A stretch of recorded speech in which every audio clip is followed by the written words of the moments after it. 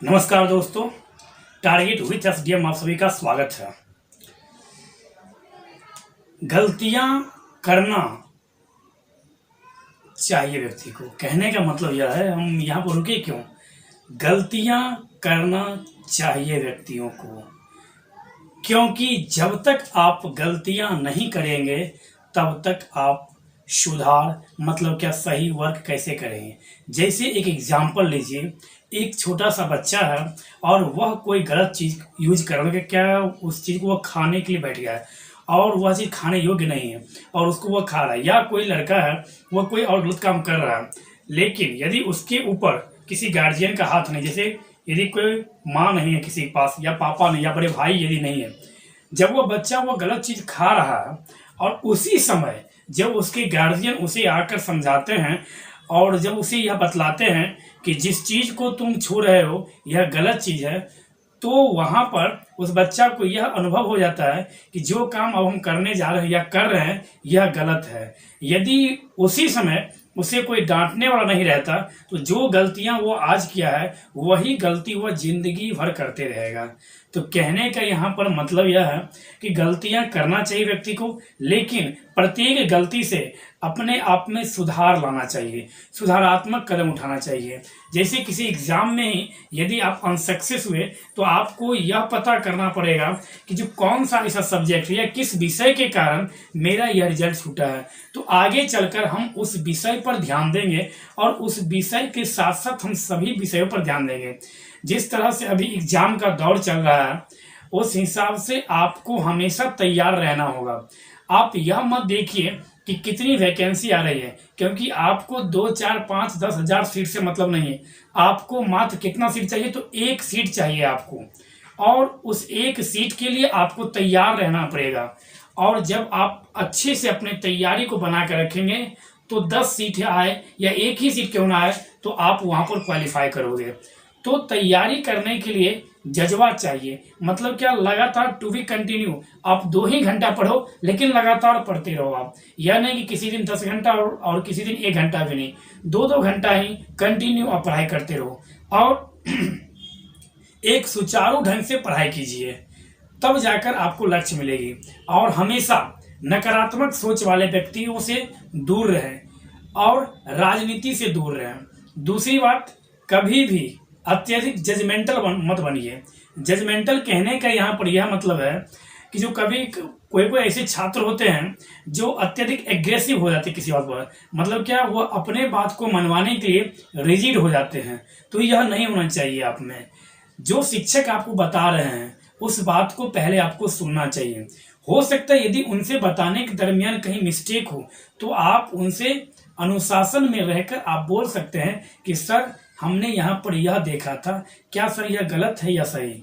लेकिन रिजिड नहीं होना चाहिए कि हम जो बोल रहे हैं वही होगा, ऐसा रिजिड नहीं होना चाहिए। और जैसे ही आपका लक्ष्य बड़ा होगा तो आपको यह सब त्यागना होगा। दूसरी बात, कभी भी आप सरकार की पॉलिसी में जो भी है उस पर हमेशा न्यूज़ चैनलों को देखकर आप हस्तक्षेप नहीं कीजिए। कोई कोई व्यक्ति ऐसा बोलते हैं कि मदरसा नहीं होना चाहिए, मस्जिद नहीं होना चाहिए, तो यह नहीं। संविधान जो लिखे हैं उन्होंने सभी बातों को ध्यान में रखकर, जब मस्जिद नहीं होना चाहिए तो संस्कृत तो मंदिर भी नहीं होना चाहिए, जब मदरसा नहीं होना चाहिए तो संस्कृत स्कूल भी नहीं होना चाहिए। कोई एक क्यों होगा, नहीं होना चाहिए मतलब दोनों में से कोई कुछ भी नहीं होना चाहिए।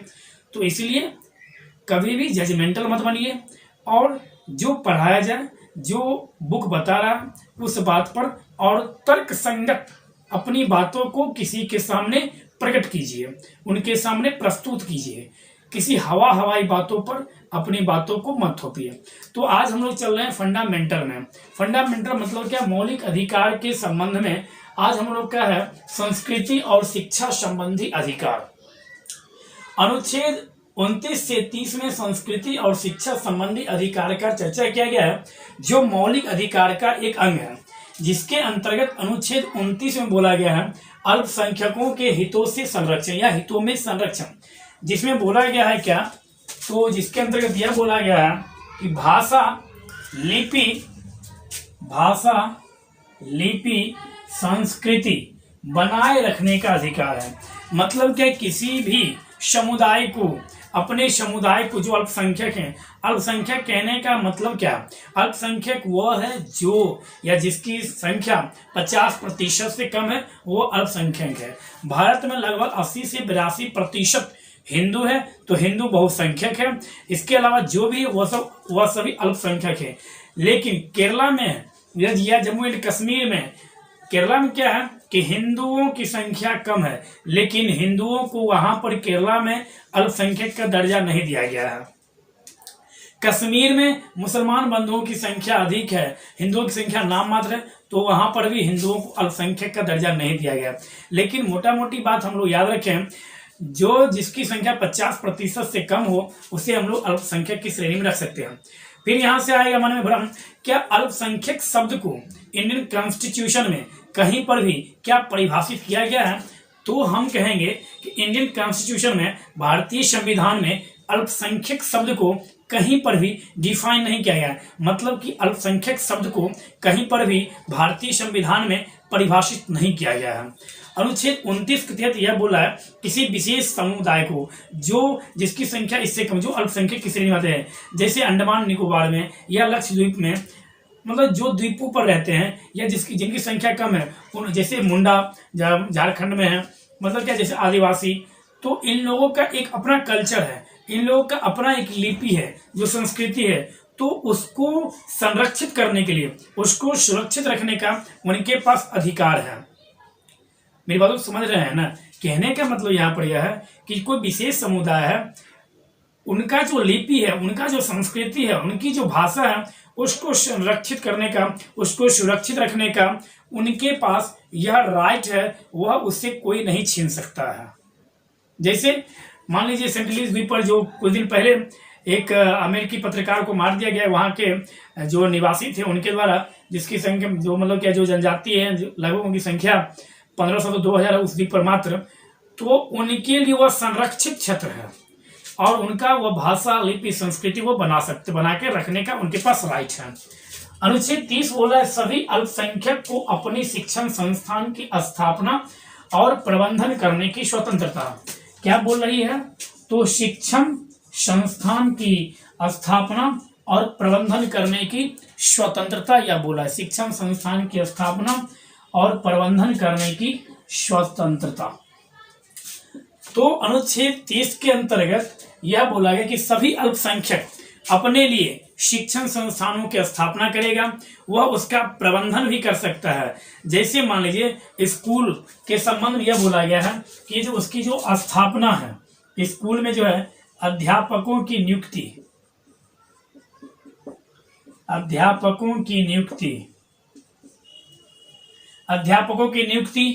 पाठ्यक्रम या पाठ्य पुस्तकों का निर्धारण, छात्रों का एडमिशन, इन सभी बातों का मतलब क्या हुआ? अनुच्छेद 30 के अंतर्गत स्कूल के प्रबंधन में यह बोला गया है कि छात्रों का एडमिशन, अध्यापकों की नियुक्ति और उसके बाद पाठ्य पुस्तकों का निर्धारण, परीक्षा लेना, यह सब क्या है? अल्पसंख्यक के प्रबंधन करने का यह सब तरीका है। क्या वो अपने संस्थान का प्रबंधन, उस संस्थान को किस तरह से चलाया जाए, उस संस्थान को किस तरह से रेगुलेट किया जाए, इसका भी राइट उनके पास है। और शिक्षण संस्थान की स्थापना करना, मतलब कि जैसे मदरसा, तो यहाँ पर बोला कि शिक्षण संस्थान की वो अपने लिए स्थापित, वो शिक्षण संस्थानों का स्थापना भी वो अपने लिए कर सकते हैं और राज्य के द्वारा इस प्रकार के शिक्षण संस्थान को भी मदद किया जाएगा। इसके मदद में राज्य सरकार भेदभाव की नीति नहीं अपनाएगी, यह भी बोला गया है। तो अनुच्छेद 30 के तहत सभी अल्पसंख्यकों को अपने शिक्षण संस्थान की स्थापना करना और प्रबंधन करना और उसकी स्वतंत्रता का चर्चा अनुच्छेद 30 के अंतर्गत किया गया है, जिसमें यह बोला गया है कि सभी अल्पसंख्यकों अपनी रुचि के शिक्षण संस्थानों की स्थापना और प्रशासन का अधिकार होगा। उसके बाद राज्य द्वारा अल्पसंख्यक संस्थानों को किसी भी तरह से यह नहीं बोला जाएगा कि उसकी मदद हम नहीं करेंगे। एक तरह से हम बोल सकते हैं अनुच्छेद 30 क्या बोलता है? तो अनुच्छेद 30 के अंतर्गत MEI माइनॉरिटी एजुकेशन इंस्टीट्यूट की स्थापना वो कर सकता है अल्पसंख्यक अपने लिए। इस बात की चर्चा अनुच्छेद 30 के अंतर्गत कहा गया है। इसमें कहा गया है कि अल्पसंख्यक जो शिक्षण संस्थान है, शिक्षण संस्थान वह 3 प्रकार का होता है। अल्पसंख्यक शिक्षण संस्थान 3 प्रकार का। सबसे पहला राज्य से आर्थिक सहायता, राज्य से आर्थिक सहायता, राज्य से आर्थिक सहायता प्राप्त करने वाला, राज्य से आर्थिक सहायता प्राप्त करने वाला। दूसरा, ऐसा संस्थान जो राज्य से मान्यता लेता है, ऐसा संस्थान जो राज्य से मान्यता तो लेता है लेकिन आर्थिक सहायता प्राप्त नहीं करता है। मतलब क्या हुआ, एक ऐसा संस्थान जो राज्य से मान्यता तो लेता है लेकिन राज्य से आर्थिक सहायता नहीं लेता है। और तीसरा, ऐसा संस्थान जो राज्य से मान्यता या सहायता नहीं लेता, मतलब क्या, तीसरा ऐसा संस्थान है जो राज्य से ना ही मान्यता लेता है और ना ही वह सहायता लेता है। इस प्रकार से भी अनुच्छेद 30 के अंतर्गत इस 3 प्रकार का शिक्षण संस्थान होता है। पहला, राज्य से आर्थिक सहायता प्राप्त करता है और मान्यता भी लेता है। दूसरा बोल रहा है ऐसा संस्थान जो राज्य से मान्यता तो लेता है लेकिन सहायता प्राप्त नहीं करता है। और तीसरा बोलता है कि ना ही वह राज्य से सहायता प्राप्त करता है और ना ही राज्य से वह मान्यता प्राप्त करता है। मतलब क्या, एक तरह से वह एनजीओ के द्वारा ठेकों पर इस प्रकार से भी शिक्षण संस्थान यहाँ पर चलाया जा सकता है। लेकिन उन शिक्षण संस्थानों का भी जो प्रशासनिक, मतलब जो प्रशासन का जो कार्य होगा, एडमिनिस्ट्रेटिव जो कार्य होगा, वह राज्य के द्वारा निर्धारित जो कानून होगा उसके अंतर्गत ही यह शिक्षण संस्थान भी कार्य करेगा। कहने का मतलब यह है, शिक्षण संस्थान का उद्देश्य क्या है, पढ़ाई करवाना। शिक्षण संस्थान का उद्देश्य कतई नहीं है कि वहां पर गलत शिक्षा का आदान प्रदान करना, यह नहीं करवा सकता है। और यहाँ पर यह भी नहीं बोला जा सकता है यह मेरा अपना राइट है स्थापित करना और मेरा अपना राइट है उसकी प्रबंधन करना। जी नहीं, यह दोनों राइट है आपके पास, लेकिन राज्य का जो प्रशासन है जिसके अंतर्गत वो कार्य करती है और जो रूल बना हुआ है उस राज्य में शैक्षणिक संस्थान, उसके अंतर्गत आपको भी रहना होगा।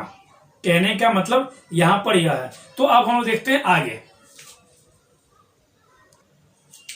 तो अब हम लोग देखते हैं अनुच्छेद 30 तक देख लिए।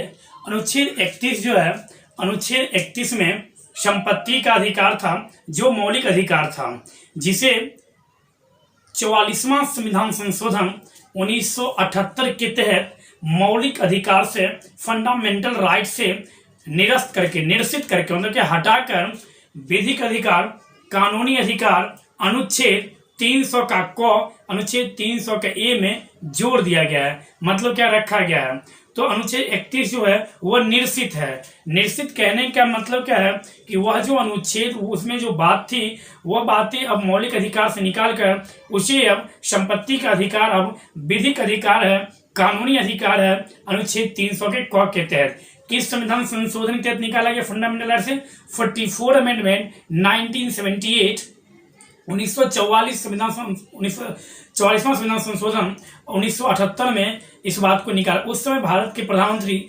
मोरारजी देसाई जनता पार्टी की गवर्नमेंट इंडिया में थी। अनुच्छेद 31 ए में क्या बोलता है, तो अनुच्छेद 31 ए और अनुच्छेद 31 बी को फर्स्ट अमेंडमेंट मतलब कि पहला संविधान संशोधन 1951 के तहत संविधान में जोड़ा गया। तो अनुच्छेद 31 ए बोला जमीन अधिग्रहण और अनुच्छेद 31 बी बोला कुछ कानूनों का अपवाद। मतलब क्या, 31 ए और 31 बी जो है यह 9वीं अनुसूची के अंतर्गत रखा गया है।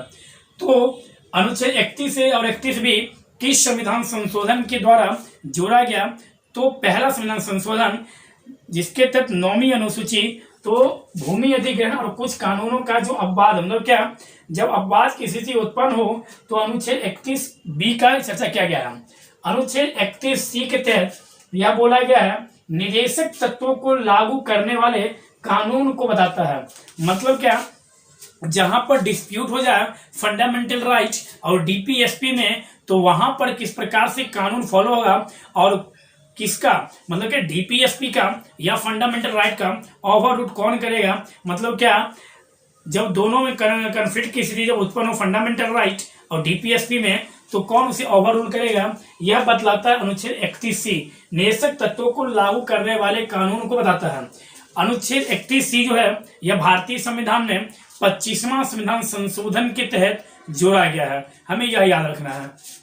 अनुच्छेद 32 के तहत डायरेक्ट सुप्रीम कोर्ट में शिकायत करने का मौका दे दिया गया।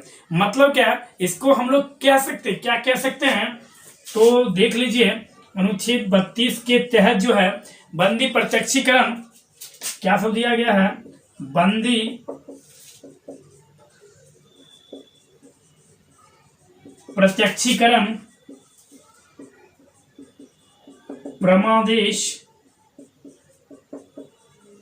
प्रतिषेध, उत्प्रेषण और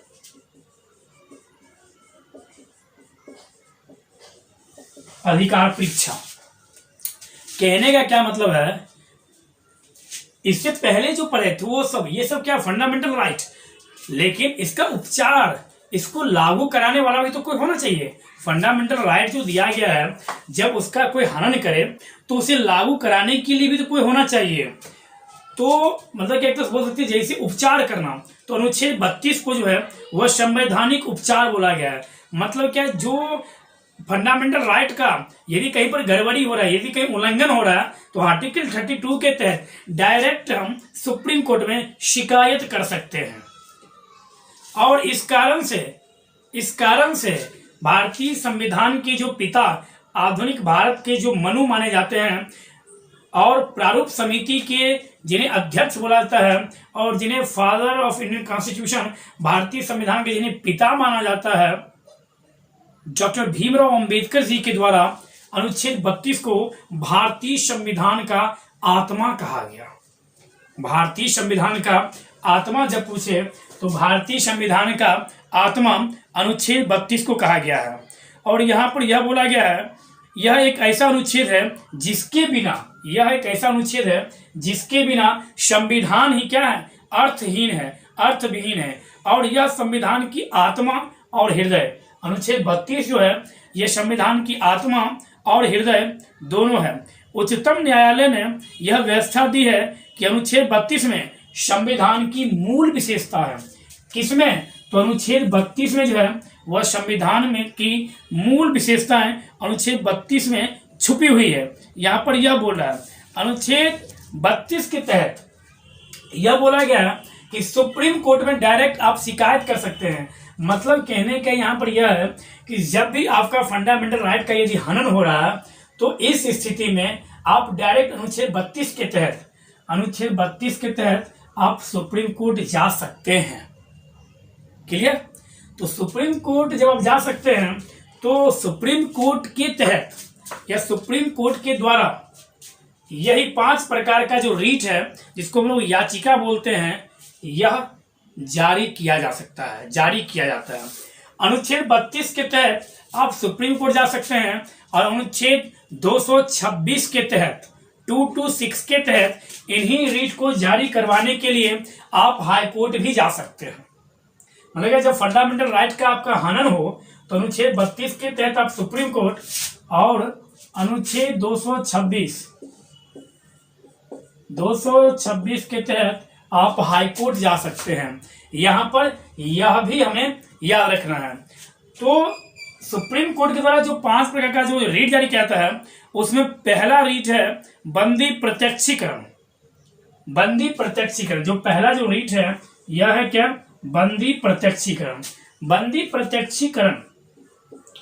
यह जो शब्द है यह लैटिन भाषा का शब्द है, बंदी प्रत्यक्षीकरण। यह तब जारी किया जाता है बंदी प्रत्यक्षीकरण जब किसी व्यक्ति को अवैध रूप से गिरफ्तार कर लिया गया हो और उसे यह न बतलाया गया हो कि जो तुम्हारी जो गिरफ्तारी है वह किस कारण से किया जाता है, तो उसके तरफ से या वह व्यक्ति कोर्ट में जो याचिका दिएगा उसके तहत सुप्रीम कोर्ट, मतलब कि कोर्ट को यह बताना होगा वह आदेश जारी करेगी उस प्रशासन के खिलाफ, उस अधिकारी के खिलाफ, उस आयोग के खिलाफ जो उसे अरेस्ट करके लाया है कि आप उसे जल्द से जल्द कोर्ट के सामने उपस्थित करें और यह देखा जाएगा कि जो उस व्यक्ति को जो अरेस्ट किया है वह उसके गिरफ्तारी में कहां तक सच्चाई है। यदि गलत ढंग से, मनमाने ढंग से उसे गिरफ्तार किया है तो उसे छोड़ दिया जाएगा। लेकिन यहाँ पर क्या है, बंदी प्रत्यक्ष, प्रत्यक्ष का मतलब क्या, डायरेक्ट रूप से प्रत्यक्षीकरण, मतलब क्या, आपके फेस टू फेस। इसका रियल मनी होता है हिंदी में शाब्दिक अर्थ सशरीर उपस्थित होना। बंदी प्रत्यक्षीकरण मतलब क्या है, सशरीर प्रस्तुत होना या उपस्थित होना। बंदी प्रत्यक्षीकरण का मीनिंग यह होता है, जिसको हम लोग हेबियस कॉर्पस बोलते हैं। दूसरा है परमादेश। परमादेश का जो मतलब है वह होता है क्या, तो परमादेश का मतलब होता है परम जोर आदेश। परमादेश का मतलब क्या होता है, तो परम जोर आदेश।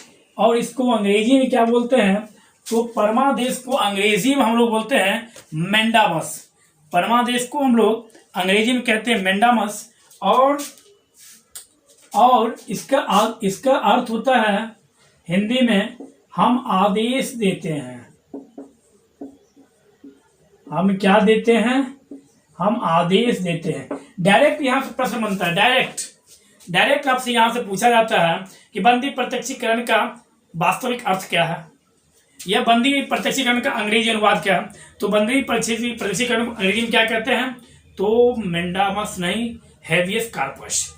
परमादेश को हम लोग कहते हैं मैंडामस अंग्रेजी में। और इसका हिंदी मतलब होता है हम आदेश देते हैं। यहां से भी डायरेक्ट प्रश्न पूछा जाता है कि मैंडामस का रियल अर्थ या हिंदी में अर्थ क्या होता है, तो मैंडामस का अर्थ होता है हम आदेश देते, परमादेश।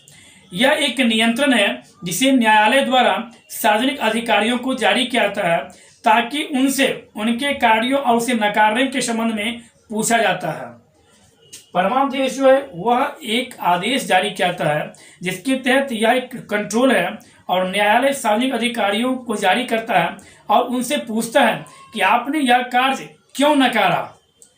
और यह जो है इसे किसी भी सार्वजनिक इकाई, निगम, अधीनस्थ न्यायालय और सरकार के खिलाफ उद्देश्य के रूप में परमजोर आदेश, परमादेश जारी किया जाता है। तीसरा क्या है, तो तीसरा है प्रतिषेध। तीसरा क्या है, तो तीसरा है प्रतिषेध। तो प्रतिषेध के संबंध में आप लोग याद रखिएगा, इसे बोला जाता है, प्रतिषेध को यदि हम बोले तो प्रोहिबिशन। प्रतिषेध तो फंडामेंटल राइट के अंतर्गत ही प्रतिषेध का भी चर्चा किया गया है। और प्रतिषेध का रियल मीनिंग क्या होता है, तो प्रतिषेध का हिंदी मीनिंग होता है रोकना। प्रतिषेध का हिंदी मीनिंग क्या होता है, तो इसका मतलब यह होता है कि इसे रोका जा सकता है। प्रतिषेध का तो इसे किसी भी उच्च न्यायालय द्वारा अधीनस्थ न्यायालयों को, मतलब कि प्रतिषेध तब जारी किया जाता है किसी भी उच्च न्यायालय के द्वारा अपने से अधीनस्थ न्यायालयों को या सुप्रीम कोर्ट द्वारा अपने से अधीनस्थ न्यायालयों को यह बोला जाता है कि जो आप काम जो कर रहे हो यह आपके न्याय क्षेत्र से बाहर है। मतलब क्या, एक थोड़ा सा एग्जाम्पल, थोड़ा सा उदाहरण ले लीजिए लोकल भाषा में। जैसे मान लीजिए यह घटना, जैसे सुशांत सिंह का जो घटना घटा वह मानिए मुंबई में घटा वह घटना, और उसमें छानबीन करने के लिए बिना मुंबई पुलिस से परमिशन लिए हुए, और यह प्रोटोकॉल भी और यह रियल नियम भी है कि जिस क्षेत्र में घटना घटा है वास्तव में उस क्षेत्र की जो लोकल थाना है सबसे पहले उसे सूचना दी जाए। भले ही वहां पर कोई अदर स्टेट का पुलिस उपस्थित है वह तत्क्षण पहुंच जाएगा, लेकिन उसे उसके बाद जब वो रिपोर्ट जांच कर लेगा तो उसे वहां के नजदीकी थाना को वह रिपोर्ट सौंपना होगा। इसका मतलब यह नहीं कि सुशांत की मौत ही मुंबई में और उस मौत की घटना को जांच करने के लिए गोवा का थाना आएगा, लोकल थाना वहां का। मतलब क्या, जिसके अधिकार क्षेत्र में वही अपने अधिकार क्षेत्र का प्रयोग करे, किसी के अधिकार क्षेत्र में दूसरा कोई, जैसे कोई मानिए पटना हाई कोर्ट या मुंबई हाई कोर्ट के क्षेत्र में जो है मुंबई हाई कोर्ट वहां तक अपना कार्य करेगा। मुंबई हाई कोर्ट द्वारा जो यदि कोई नियम बनाया जाता है तो वह नियम पूरे भारतवर्ष में लागू नहीं होगा। कहने का मतलब कि जो लोकल जो अधीनस्थ न्यायालय है उसको यह बोला गया कि आप अपने न्याय क्षेत्र से बाहर कार्य नहीं कीजिए, उसे रोकना कहते हैं, उससे रोका गया। उसके बाद है क्या, उत्प्रेषण, सर्टियोरी भी कहीं कहीं इसको बुलाता है। उत्प्रेषण, उत्प्रेषण का मतलब यहाँ पर यह बोला गया है, अधीनस्थ न्यायालय को उच्चतम न्यायालय या उच्च न्यायालय के द्वारा यह आदेश दिया जाता है कि जो भी लंबित मामला है आपके पास, उसे आप अपने से वरिष्ठतम न्यायालय, अपने से उच्च न्यायालय को उस लंबित मामला को जल्द से जल्द भेजें। तो हम लोग क्या देखें, बंदी प्रत्यक्षीकरण, परमादेश, प्रतिषेध, उत्प्रेषण, और अब हम लोग देखेंगे अधिकार परीक्षा। तो उत्प्रेषण में इसका मतलब आप लोग समझ ही गए क्या, तो इसका उत्प्रेषण का मतलब यह है कि जो आपके पास जो लंबित मामला है, उस मामले को जल्द से जल्द निदान करने के लिए आप अपने से वरिष्ठतम न्यायालय को, उच्च न्यायालयों को आप वह लंबित मामला भेजें। और उत्प्रेषण का हिंदी मतलब होता है सूचना देना या प्रमाणित करना। लास्ट है अधिकार परीक्षा, जिसको हम बोलते हैं क्यू वारंटो। अधिकार परीक्षा, क्यू वारंटो, और इसका मतलब होता है प्राधिकृत या वारंट के द्वारा, प्राधिकृत या वारंट के द्वारा। प्राधिकृत का मतलब क्या, आप क्या उस पद के लिए योग्य हो, आप क्या उस पद के लिए प्राधिकृत हो। मतलब मान लीजिए कोई ऑफिसियल, कोई ऑफिस है, और जिस ऑफिस में या जिस कोई सरकारी पद है, और उस पद पे आप गैर कानूनी ढंग से, मतलब क्या मनमाने ढंग से आप बैठ गए हैं उस पद पर, जबकि आप उस पद के योग्य नहीं हैं, और उस पद पे बैठ के आप उस पद का दुरुपयोग कर रहे हैं आप, तो इसके खिलाफ भी आपके खिलाफ कोई दूसरा व्यक्ति रिट दायर कर सकता है सुप्रीम कोर्ट में या हाई कोर्ट में, और वह कह सकता है कि हुजूर, यह जो व्यक्ति फलाने बोर्ड जो बैठा हुआ है, यह इसके योग्य नहीं है, और यह गलत ढंग से इस पद पर काबिज है। तो आपके खिलाफ यहाँ से आदेश जारी किया जाएगा, और आपसे पूछा जा सकता है कि आप किस अधिकार से इस पद पर बने हुए हैं।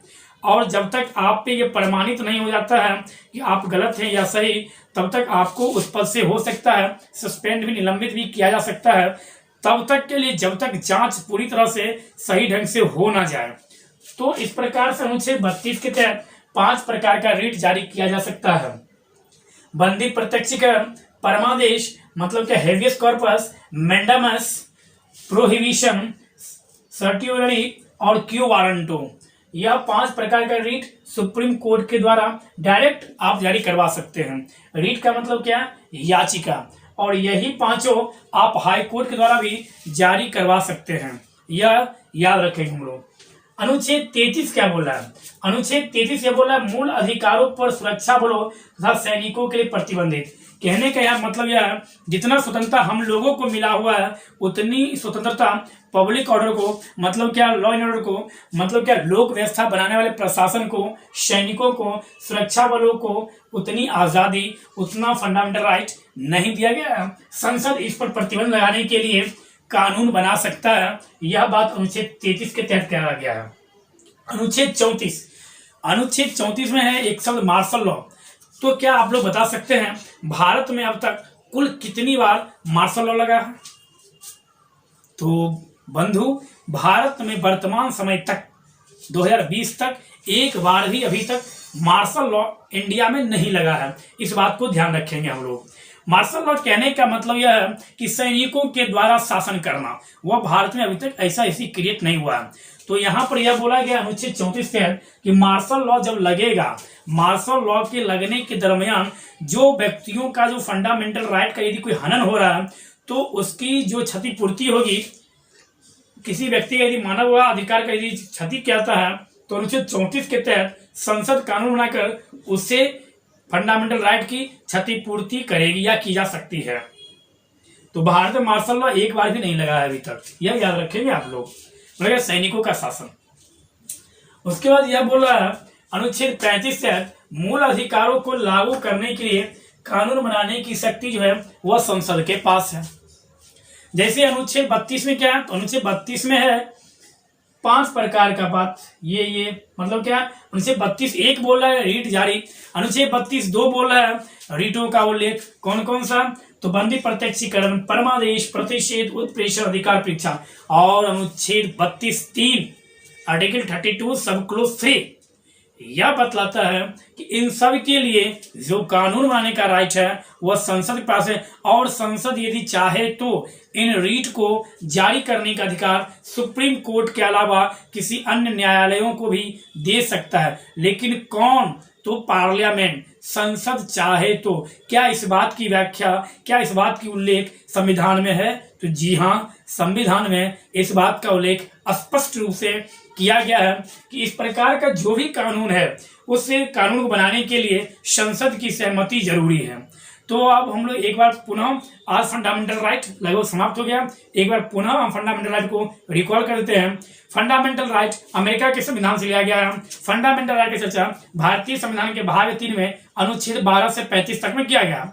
अनुच्छेद 12 में यह बोला गया है राज्य की परिभाषा। अनुच्छेद 13 में फंडामेंटल राइट से संबंधित यदि कोई कानून है और यदि वो उसका उल्लंघन कर रहा है तो उस प्रकार के कानून को निलंबित या शून्य घोषित सुप्रीम कोर्ट कर सकता है।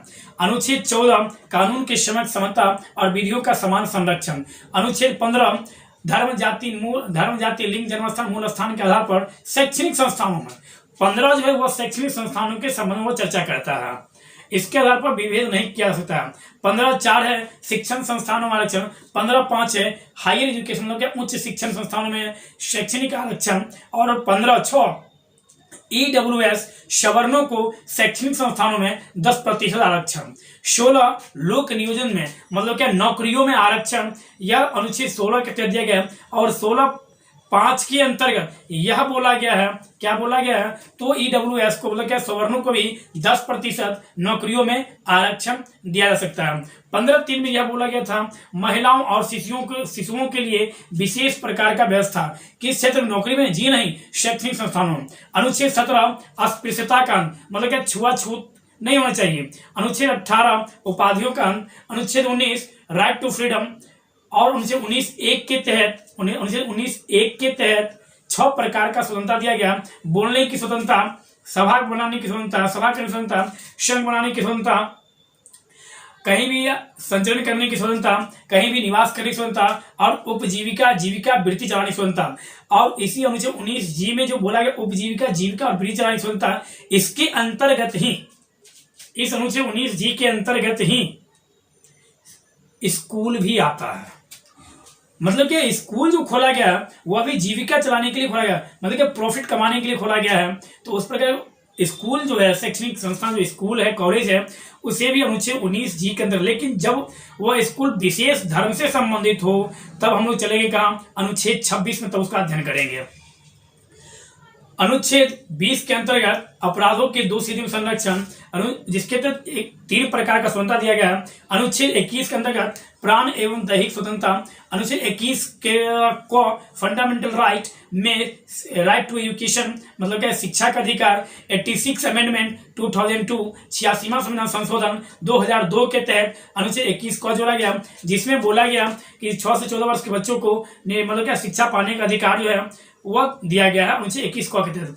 अनुच्छेद 22 गिरफ्तारी के दोषी में संरक्षण है। अनुच्छेद 22 में यह बोला गया है। अनुच्छेद 23 बेगार, बलाश्रम, दुर्व्यापार, तस्करी, इसमें ऐसा मतलब यह नहीं होना चाहिए, यह मानवाधिकार, यह फंडामेंटल राइट। अनुच्छेद 24 मतलब क्या 14 वर्ष से कम उम्र के बच्चों को कारखानों, खान और जोखिम भरे काम नहीं करवा सकते। अनुच्छेद 25 अंतःकरण, आचरण, मानने और प्रचार प्रसार करने के यह 4 प्रकार का स्वतंत्रता देती है अनुच्छेद 25। अनुच्छेद 26 धार्मिक संगठनों या चैरिटेबल संगठनों की स्थापना, उसका प्रबंधन और उसका समुचित रूप से उसका धन की अर्जित करना और समुचित रूप से उसका उपभोग करना मतलब क्या प्रशासन करना। अनुच्छेद 27 के तहत सरकार जो है वह किसी भी धर्म को बढ़ाने के लिए टैक्स वसूल नहीं सकता।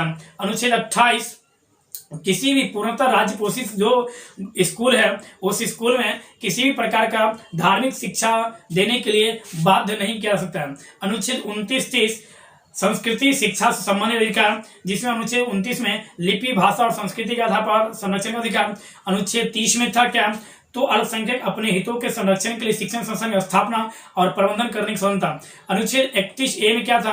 अनुच्छेद 31A में था भूमि अधिग्रहण। अनुच्छेद 31B में था विशेष प्रकार कानूनों का बाद जो अनुच्छेद 31C में था नीति मतलब निर्देशक तत्वों को लागू करने के संबंध में कानून बनाने का अधिकार। अनुच्छेद 32 में डायरेक्ट सुप्रीम कोर्ट में शिकायत 5 प्रकार के रिट। अनुच्छेद 33 के अंतर्गत क्या बोला गया? तो अनुच्छेद 33 के अंतर्गत बोला गया मूल अधिकारों पर जो सुरक्षा बल, सैन्य और लोक प्रशासक जो है उन पर प्रतिबंध संसद लगा सकता है। अनुच्छेद 34 मार्शल लॉ। अनुच्छेद 35 इन सभी पर कानून बनाने मतलब रिपीट कर देगा। इन सभी पर कानून बनाने का अधिकार किसके पास है?